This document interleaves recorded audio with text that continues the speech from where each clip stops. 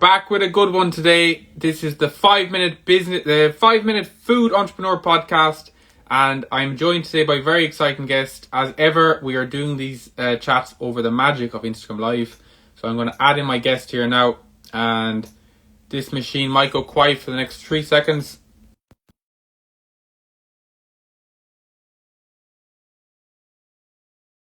Back. So very excited to have on Ciaran McGonagle, Donegal man, who has opened up very recently a restaurant that a lot of people might be familiar with, maybe some people won't be familiar with. It's called Manny Pizza. It's in Dublin. It is just short, close to Temple Bar there, an amazing spot. And we have Ciaran here. Ciaran, how are you, sir? Hello. You can hear and Good see me afternoon. okay? Say again. Can you see and hear me okay? Yes, all good. Spot on. Can I ask where are you there? Are you in the restaurant? I'm in a hole under the stairs in Jury Street. This is my office. It's has no windows. It's about 1.5 meters by 1 meter, and this is where it all happens. This is the hub of Manny. Deadly. And there was me thinking you were in, some big high-rise, office block somewhere in Dublin. No, it's a humble abode. A cave, basically, under the stairs with no air and no windows. That's where I spend about 70% of my week. Deadly. But sure, look, that famous picture of the Amazon founder. That it's a famous picture he's in that. So that could be you yet. Yeah, he has a door as a desk, doesn't he? He has a. I think he still has his door as his desk. Deadly. Yes. Right, Ciaran, you're a busy man. We're going to fly straight into it if that's good with you. I have only a few questions for you. Before we get into Manny, and I've loads of stuff I'd love to talk to you about that. Can I get kind of an idea of, I suppose, what you did before that? What sort of experience did you have before opening Manny? Yeah, sure. Well, about 24 years in hospitality. So started out working in bars as a bartender, became a manager, and worked my way around then. I went away to America for a bit, San Francisco. I lived there. I went to Barcelona for a few years. I lived there, just working in bars in my early 20s for about 4 years in total, maybe. And I came back to Dublin, managed the bar for a friend of mine, and then he asked me to be the GM of his restaurant, which was Coppinger Row. That was about 14 years ago, maybe, just for 12, maybe. Whenever Coppinger opened first, Coppinger Row was a pretty famous restaurant in Dublin. I don't know if you've ever heard of Coppinger Row. Mm-hmm. But I became the GM there. I helped him open it, Mark and Connor Breen. And I became a partner and a GM of there. And I worked there for about 9 years as a GM. And then I left that and started an events company for myself. Catch Events, it was called. So it was, we seen a little hole in the market of event companies were quite budget. They weren't really doing restaurant quality drinks and restaurant quality food. So we started this. Well, it sort of started by accident. Somebody asked me, Super Value asked me to do a gig for them with Kevin Dundon was chefing, and he wanted me to run it, help them run it, and I did it. And then someone else said, "Oh, I didn't know you do that," and I said, "Oh, I don't do that, but I just done it for those guys." And then they said, "Oh, can you do this?" That was another brand, Volvo, I think it was launching a new car, and I said, "Yeah, I can do that. I'll get a team together." And then some snowballed, then someone else, and I said, "Jesus, I better set up a company." Like, "Oh, would you mind sending me an invoice?" I didn't know what an invoice was. Send an invoice. I was like, "Oh, you have to be registered for VAT to do that." So then I had to register for VAT, and that was all how it happened. It happened like, oh well, and then I was like, "This is a thing, maybe we have a business here." So me and a guy called Federico, who was the barman in the Coppinger with me, he was working there. I said, "Come on, I need someone with good cocktail knowledge. Let's partner up." And we started Catch Events, and it became very popular business. We for about 5 years, up until just before COVID, we were doing a lot of big gigs. We looked after all the big techs. We worked with Facebook for their staff parties, Intel, Intercom, Dropbox, all the techie companies. Then we work with big brands. We work with SuperValue, Little and Aldi. We done all their launches. We work with Diageo a lot. We done a lot of Diageo brand activation stuff, Yeah. and we done all the festivals. We ran all the bars at festivals, and that was catch events. Then COVID came. We done we had to rethink the event game because COVID obviously completely annihilated anyone in events. Mm. And we done a thing then called Quarantini Box. That was a cocktail kit in a box. We're shipping that all around the UK and Ireland. That became about 2 years of our life. We were doing that for Quarantini. We done a live cocktail masterclass, and we shipped the cocktail boxes to everywhere in Ireland and around It's a, Europe. And it's a great name, by the way, Quarantini. Quarantini Box, yeah. That was the name of it. It took off, and that kept us going through COVID. But in that time, in COVID, is when I decided that when the world comes back, I want to do something else, and I want to get back into restaurants. So that's where I decided I was going to learn how to make this style pizza. Okay. And so talk me through then that process, I suppose, of opening Manny.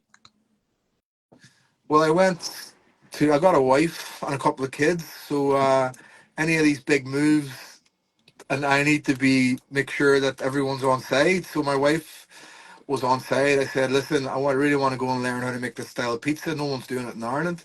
Now, bear in mind, I worked in hospitality for 20 something years, and I was front of house for over 15, running a very busy restaurant, but I was never a chef.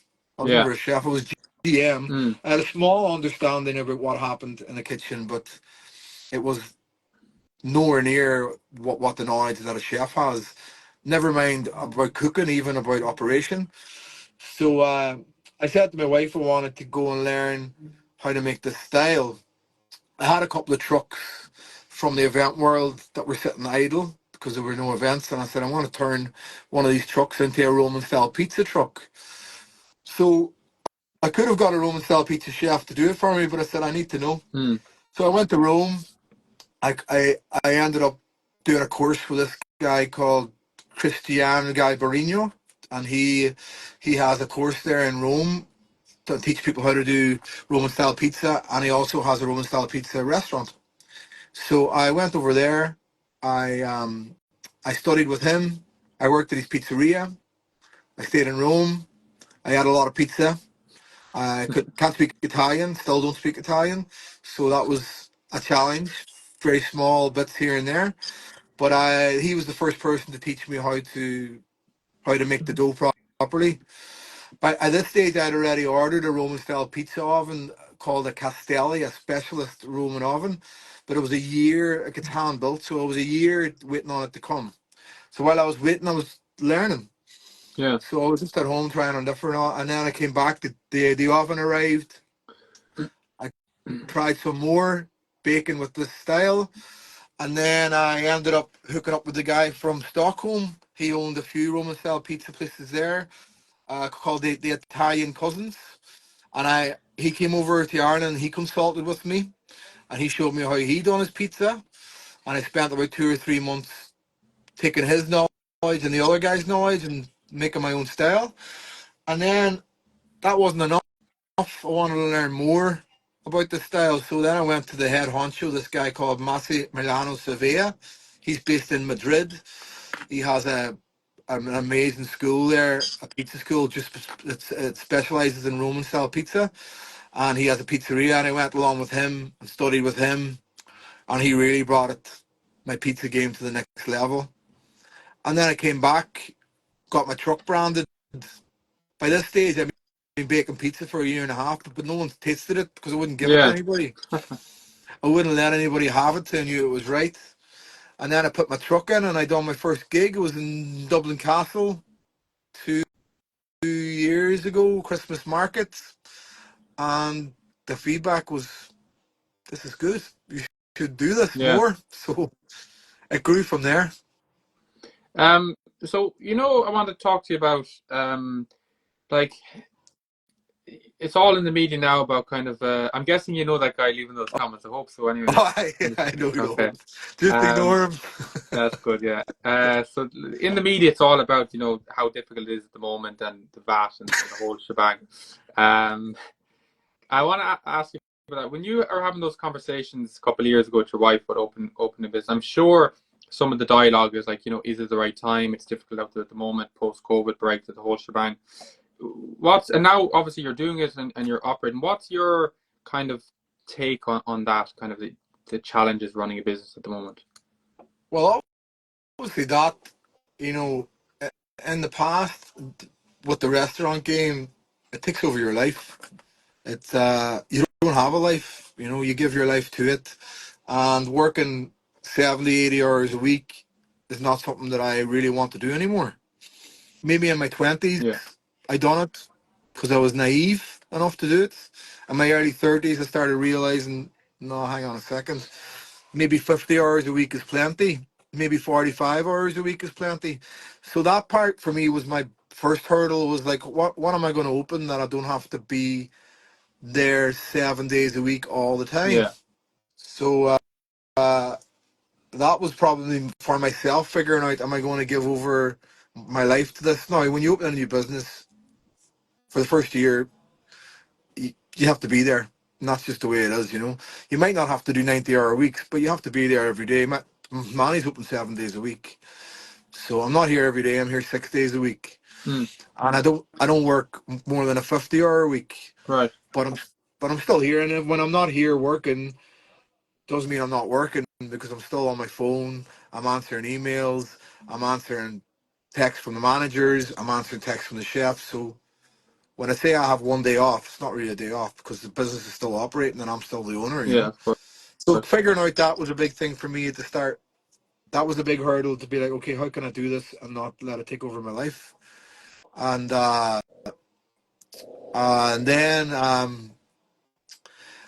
and then with my wife, that obviously we got a wife and kids, so figuring out how we could both work. My wife works full time as Yeah. well, so how we could both work and look after the kids. Yeah. So that conversation had to be had. And then I don't know, after that, what other hurdles are there? Obviously, then all the hurdles are money. That can Of be a course. hurdle. Yeah. Do I have the money? Can I find the right premises? Can I get the right location? Can I fit it out the way I want to with the budget I have? What budget do I have? Do I need to get a loan from the bank? Will the bank give me a loan? All those, all those starting off uh, things, that happen. Of But course. I don't know what other Can hurdles. I jump in there, Kieran, on that? So when you say like about you kind of you didn't necessarily want to do 80 hours. You want something that was kind of more manageable. Obviously, I don't have a full understanding of the business, the inside of it, but like a typical full service restaurant, such as the place you would have worked on, it strikes me that many, this is not taking away, I'm sure it's very difficult to manage, but like it strikes me as kind of an easier operation, right? In terms of a lot of it's kind of grab and go, and then maybe your full service, start at main dessert kind of restaurant. Would that be fair to say? Or Yeah, it definitely doesn't need a face to be. If you're running a restaurant that's a that's a la carte service style, then there's a lot more moving parts. There's a host, there's somebody there, and most customers want the owner to be there. yeah, They want a general manager there. So you need to be there a lot more than you do when you're doing pizza by the yeah, slice. yeah, of course, Mine's is very fast casual. You come up to the counter, you engage there, you pick your bits, you sit outside, your number beeps, you come in, you collect your food, you put your food in the bin after. So it's very much fast. That's the idea. Like you'd want to have your food ate and gone in 8 to 10 minutes. You've ordered, you've got your food and you're gone. That's the vibe. So that's a lot easier to manage. No, there's still 28, 29 staff working here, 50% full time, well, 50% part time, and we're open from 6 in the morning until 12 at night. So there's still a lot of operation involved, but yeah, of course, there's people upstairs baking, there's people upstairs prepping. There's a manager, Ali. She looks after the counter. She does all the ordering. She does all the rostering. I'm just here making the business. I'm like working on it, not in it. I'm not. Yeah, That's important to me. Is like what I learned is like try and work on your business. Don't work in it. Don't get stuck in that circle. Here's your business, and you want to be going like this. You don't want to be in here yeah, trying to figure everything out because then you don't have time to let your business grow. of course. Two final ones for you, Ciaran. I appreciate your time. Uh, First one is I suppose. So I've been to Manny twice. So I loved it. It was amazing. Like I love the branding. I love the location, the concept, all that. But the Thank you. product as well is wicked. I have to say I got the potato slice and I got another one as well. Both times, one was like a bank holiday weekend. It was absolutely flat out. The other time, I think, was during the week. It was also packed. Are you happy overall with where you're at the moment with the business? It's not well, it's not easy at the moment. People think, well, you say it unpacked. Well, like okay, no, it is and it isn't. Sometimes it is, sometimes it isn't. Mm, Making money now in this current climate is extraordinary tough, and I think customers don't realize sometimes that you know people will analyze the price of things now, saying everything's expensive, and things have got really expensive. That's for sure. Things have gone up by 30-40% in the last 5 years, maybe. So that's just because things have gone up. Like for me, electricity, power, staff wages, insurance, everything's gone up. Rent, all the rest. So it's hard to turn around and say, yeah, am I happy with everything else? Yeah, we're busy here, and I'm lucky because if we weren't busy, it would be tight. It would be struggling. yeah, And so I'm happy because I got this brand launched. I'm happy with the product. I got a great team. So yeah, I'm happy. I want to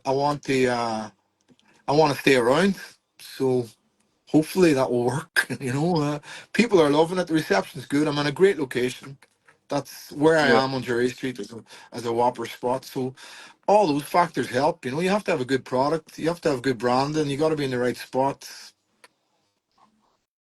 yeah. Spot on. Let me finish up on this one. What's the this might be a tricky one now on the back of that, but what's the future plans in for Manny? Say in the next couple of years, where would you see the business? Right now, it's not. Right now, it's Okay. this. This is it. I'm not future planning. I want to fix this place right so it does the right numbers so I can survive here.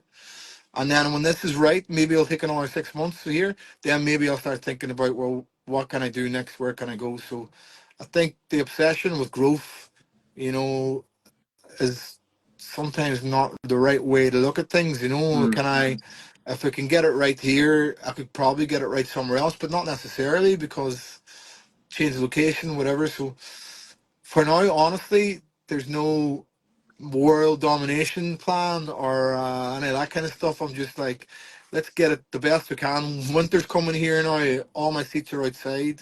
I've yeah. got 8 seats inside. I've got 25 seats outside. So I need to figure out how I can get through winter and get back to summer again. And that's probably where I'm at now. That's my only future plan is weatherproofing the outside a wee bit better so people will still sit outside and have a slice. Deadly. Ciaran, I appreciate the time and it was great to chat to you and I'll be up to Manny soon, hopefully. Look at that little bubble. Didn't even know I could do that. Look at that. Yeah, Woo! there How you did go. I do that? I It's don't even AI. know. Is it? Oh, there we go. Happy days. Good chatting to you, brother. Cheers, man. Chat to you Take it soon. easy.